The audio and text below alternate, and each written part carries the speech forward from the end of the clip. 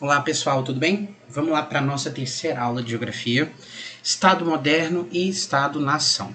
Vamos entender todas essas organizações do que nós chamamos de Estado, como que ele funciona, como que ele surgiu, qual que é a sua organização, beleza? Bastante foco, prestem bastante atenção. Então, Estado-Nação. O sistema internacional moderno é baseado em uma organização política territorial denominado Estado-nação ou Estado Nacional, popularmente chamado de país. Essa organização é composta por três elementos: o Estado moderno, a nação e o território. A gente agora vai ver cada um desses elementos. Quando a gente fala do Estado moderno, tem que entender como que pensar como que era antes do surgimento desse Estado. Ali no século XV, com a ascensão das monarquias absolutistas, nós vamos ter agora uma organização nova desse Estado. Vamos aqui. A unificação do poder em um governo central e soberano, ou seja, não submetido a nenhuma outra autoridade. Aqui a gente tem muito a ideia de autonomia, a ideia de soberania que vai ser respeitada até os dias de hoje. Por que nós temos leis diferentes, por exemplo, dos Estados Unidos? Por que os Estados Unidos possuem leis diferentes do Irã? Porque cada Estado-nação ele possui uma autonomia própria. Eles têm uma liberdade. A gente sabe que essas leis, essas regras, o ideal é que elas estejam de acordo com os direitos humanos, o que a ONU tanto prega. Nem sempre isso acontece. Mas você tem agora essa autonomia, essa autoridade. Segundo tópico aqui. A criação de corpos estáveis de funcionários públicos para cuidar da burocracia estatal. Quando você pensa na organização do Estado, você tem agentes que vão fazer as coisas para o Estado.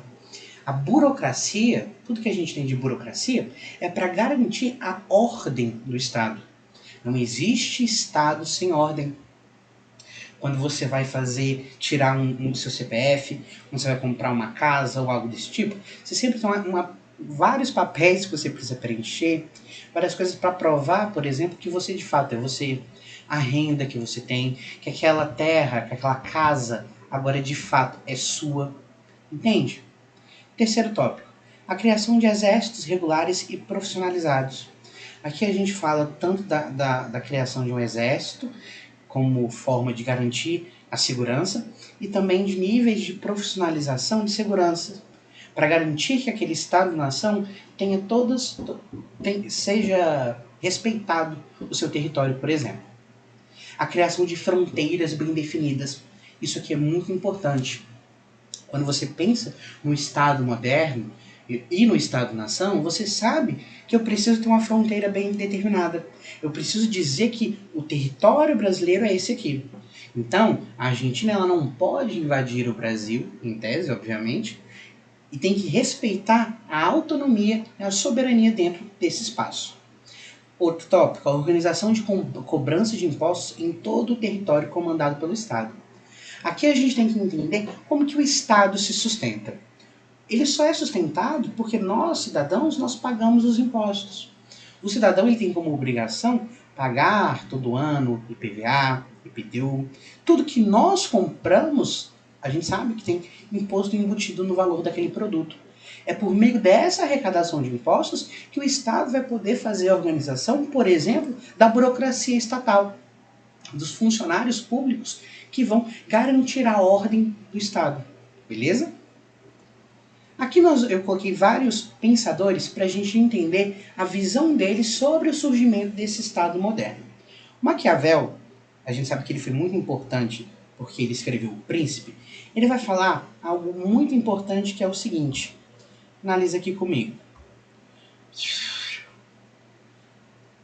Resumindo, é importante preservar a organização estatal, mesmo que se dirijam contra uma parte de seus súditos.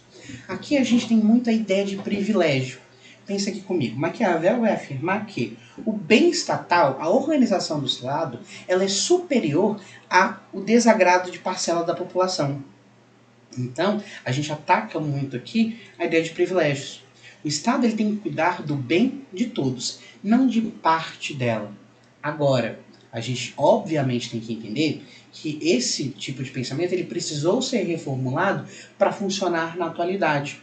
Existe uma ideia ainda atual que tem a ver com isso, mas nem muito de tudo que estava escrito aqui pode ser levado ao pé da letra atualmente. O Hobbes. Hobbes ele vai falar que esse estado que surge ele vai contra o estado da natureza. Esse estado da natureza ele era organizado por uma guerra de todos contra todos. Os estados, o que antes a gente chamaria de estado, né, estavam sempre em conflito, em guerra um com os outros. Agora a gente vai tentar chegar à paz. Mas para que essa paz de fato surgisse, o homem ele vai ter que renunciar à sua o quê? Liberdade em nome desse governo centralizado absoluto. Aqui eu vou ter o monopólio do uso legítimo da violência. A única pessoa, pense, pessoa entre aspas, que pode utilizar a violência legitimamente é o Estado. Porque o Estado ele vai utilizar isso pelo interesse coletivo. Quando ele prende alguém, quando um policial, ele, em alguns casos, obviamente, entenda isso, em alguns casos, utiliza a força contra um indivíduo, é porque esse indivíduo representa uma ameaça à sociedade. Então, ele usa a força para retirar aquele indivíduo de circulação da sociedade porque ele tem um interesse coletivo. Entende essa ideia? Hobbes vai afirmar então que o uso legítimo da força pertence apenas ao Estado, não mais aos indivíduos que nela vivem. Ok? John Locke ele vai estar associado àquela ideia que a gente estudou já em outras aulas do liberalismo. Tá? Quando a gente fala da ideia do liberalismo, nós temos aqui liberdades individuais. Toda a concepção, toda a formação da liberdade individual tem a ver com o papel do Estado. O Estado ele vai ter que proteger as liberdades individuais. Quando eu falo do ato de proteger liberdades individuais, eu estou falando da sua liberdade de escolha em alguns aspectos. Obviamente que você não pode fazer nada que fira as leis e as constituições, mas dentro do contexto do que John Locke acreditava, você possui liberdades de escolhas como indivíduo, como ser humano. E essas liberdades, elas precisam ser garantidas pelo Estado. O seu direito a ter essa liberdade. Liberdade de pensamento, liberdade religiosa, por exemplo. Rousseau, ele é muito famoso por causa do contrato social. Aqui a gente vai ver que a ideia de Rousseau vai entrar em conflito bastante com a ideia de Hobbes. Não teria como voltar a uma condição sem Estado, pré-estatal. Então, Rousseau ele vai propor uma ideia de contrato social. Esse contrato social ele teria que ser seguido por todos os cidadãos. Esse contrato social ele é fundamentado em um bem comum. O bem comum, o bem de todos, seria superior à ideia da propriedade. Pensa que houve essa ideia. Como é que a gente vive no sistema capitalista hoje atual? Joguei aí. Analisa isso que eu quis dizer. Então, quando a gente pensa na propriedade, no direito à propriedade, no direito à riqueza, isso vai muito contra as ideias de bem-estar social. Então, tudo isso que o Rousseau falava era que a sociedade como um todo teria que viver de maneira mais harmoniosa, digamos assim, sempre com um olhar para a própria sociedade e não tanto para o aspecto da propriedade.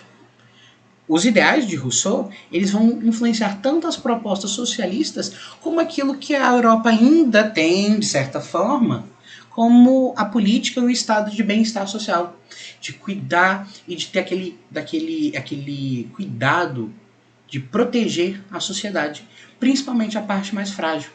Você percebe que as ideias de Rousseau, em alguns aspectos, em alguns pontos, ela entra em conflito com as ideias dos pensadores anteriores? Beleza? Vamos seguir. Nação, tá?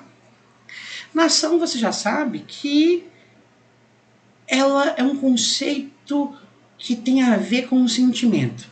Então, olha, as identidades nacionais foram construídas ao longo do século XIX e XX. Nesse processo, podemos dizer que a construção representou dois sentidos diferentes. Por um lado, a nação representava a luta pela liberdade de um povo em relação às autoridades que não eram mais legítimas. Esse lado acabou alimentando o importante princípio das relações internacionais, válido até os nossos dias, o princípio da autodeterminação dos povos, que se trata da aplicação direta do ideal russoniano de soberania do povo. Aqui a gente tem que entender que um povo não é mais subjugado a outro. Quando a gente fala dessa autodeterminação dos povos, a gente está falando de uma ideia em que uma etnia não pode ser vista de forma superior à outra. Ele é um povo legítimo, é um grupo de pessoas que tem direitos, que eles não podem ser subjugados à força de mais poderosos, de outros países mais poderosos. Consegue entender? Portanto, se por um lado a identidade nacional surge como um reconhecimento coletivo de que certas características unem um grupo de pessoas para resistir a um poder exterior e ilegítimo, por outro, ela representa um sentimento criado por uma série de mecanismos, procurando produzir uma identidade coletiva que não existia necessariamente. Aqui é o que torna o povo brasileiro uma nação. Aqui são aqueles aspectos culturais, religiosos, étnicos, tudo isso que transforma o povo brasileiro numa nação do povo brasileiro, ok? Tudo isso que a gente falou tem que estar muito bem claro com aquela ideia de território, o espaço delimitado, o espaço em que existe autonomia, um espaço que é comandado por leis. Você lembra que sempre na sala eu falo, todas as casas que nós temos, as casas, a sua casa, a minha casa, a casa da minha avó, por exemplo, todas elas têm um espaço delimitado. Todas elas possuem regras, leis diferentes. Então, em algumas casas você pode comer no sofá. Na casa da minha avó você jamais pode fazer isso, senão ela tem um treco. Aqui na minha casa a gente pode dormir a hora que quiser. Na sua casa, por exemplo, não. Você tem um horário para dormir. Entenda, então, que todos esses lugares possuem espaço delimitado, mas possuem regras, autonomia, ok? Vamos dar uma lida aqui. A ideia de delimitação está relacionada a fronteiras. Geralmente fala-se de fronteiras como se fosse limite absoluto entre dois territórios. No entanto, nos estudos de geografia política, entendemos a fronteira como uma zona de contato entre duas organizações políticas, cuja dimensão pode variar consideravelmente, onde troca, fluxos e relações tendem a ser intensos. Inclusive, a identidade nacional tende a ser menos clara na zona fronteiriça, justamente por causa do tipo de relação que ali se desenvolve. Aqui é muito interessante. Quando você pensa em regiões que são fronteiriças, de um estado para o outro, de um país para um outro, pense mais ou menos assim, aqui a gente está falando mais de país para país, ok? As zonas fronteiriças, elas têm um fluxo muito grande de mercadorias, um fluxo muito grande de troca cultural. Por isso que é complicado você determinar as características da população naquele lugar, porque existe uma troca, é algo muito fluido ali. Então, dentro disso, você percebe que as coisas ficam meio turvas, digamos assim. Não fica tudo muito claro do que é um país, do que é outro, quando isso é tudo muito próximo. É muito comum a gente observar isso aqui em vários lugares da Europa. Você percebe que ali são países muito pequenos, muito próximos uns dos outros. Então existe uma troca de cultura, uma troca de características muito grande. Percebe? O finalzinho aqui. Por isso, garantir o controle das fronteiras é sempre uma grande preocupação dos estados centralizados. Eu vou aqui ampliar a nossa visão. Pensa aqui comigo naquele processo de islamização que ocorre em alguns lugares da Europa. O medo que acontece é que o estado de característica, né, que faz aquele estado ser um estado, o que faz a Alemanha ser de fato a Alemanha, a França ser a França, isso se perca quando eu tenho um contingente muito grande de pessoas que está ocorrendo um processo de mistura de culturas. Beleza?